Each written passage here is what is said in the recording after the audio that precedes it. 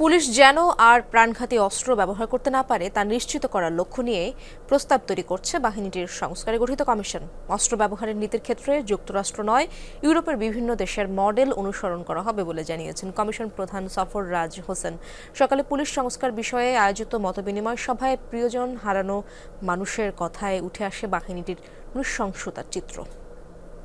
শ্রীলঙ্কা আবারও রপ্তানিতে শীর্ষে।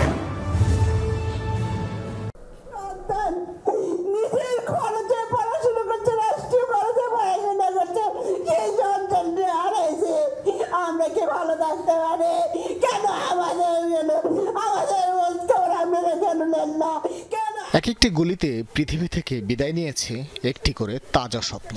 সেই স্বপ্নের সারথীরা আজও বয়ে বেড়াচ্ছেন প্রিয় মানুষের স্মৃতি। আমার ছেলের ছবিটা দেখে কি সুন্দর ছিল, বাপের কাঁধে ছেলের লাশ, সেদিন পৃথিবীটা আমার মাথায় পড়ে গেছিল। অস্ত্র হাতে পুলিশ কতটুকু নৃশংস হতে পারে তার প্রমাণ পাওয়া যায় স্বজনহারাদের কথায়। কারো সন্তান হারিয়েছে বৈষম্য বিরোধী আন্দোলনে, ভিন্ন রাজনৈতিক আদর্শের কারণে কারো বা খোঁজ নেই গত 10 বছর ধরে।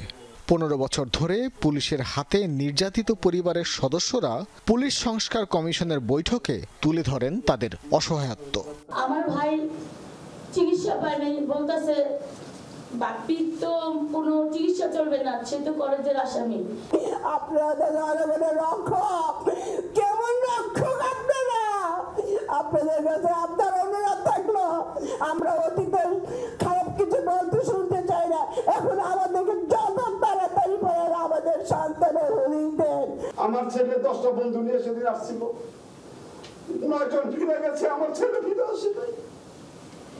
এক রিস্কাওয়ালা বাবারা আমার ছেলের দেহটারে রিস্কার মধ্যে ঝুলায়া কত হাসপাতালে দৌড়াইছে, চিকিৎসা করে নাই।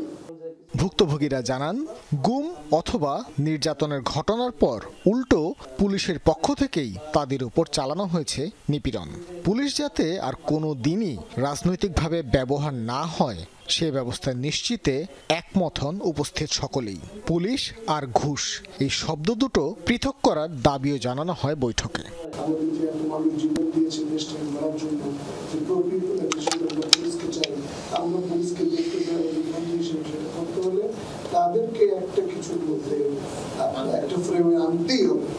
কমিশনের প্রধান বলেন, প্রতিপক্ষ নয়, পুলিশ যেন জনগণের জন্য কাজ করতে পারে সে লক্ষ্যেই তৈরি হচ্ছে সংস্কার প্রস্তাব।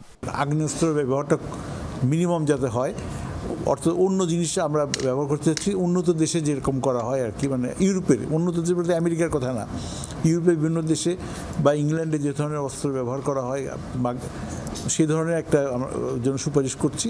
সেগুলো হয়তো সরকার সম্মতি হলো, ধীরে ধীরে সেগুলো সংগ্রহ করে প্রশিক্ষণ দেওয়া হবে পুলিশ বাহিনীকে, যাতে ভবিষ্যতে যাতে পুলিশ বাহিনী অনেক শান্তিপ্রিয় থাকে এবং যদি সত্যি সত্যি কখনো প্রয়োজন হয় প্রাণহানিকর কোনো অস্ত্র যেন ব্যবহার তারা না করতে হয় আর কি। বৈষম্য বিরোধী আন্দোলনে ছাত্রদের উপর গুলি চালানোর নির্দেশদাতা সকল পুলিশকেই দ্রুততম সময়ে চিহ্নিত করার দাবিও জানানো হয় মতবিনিময় সভায়।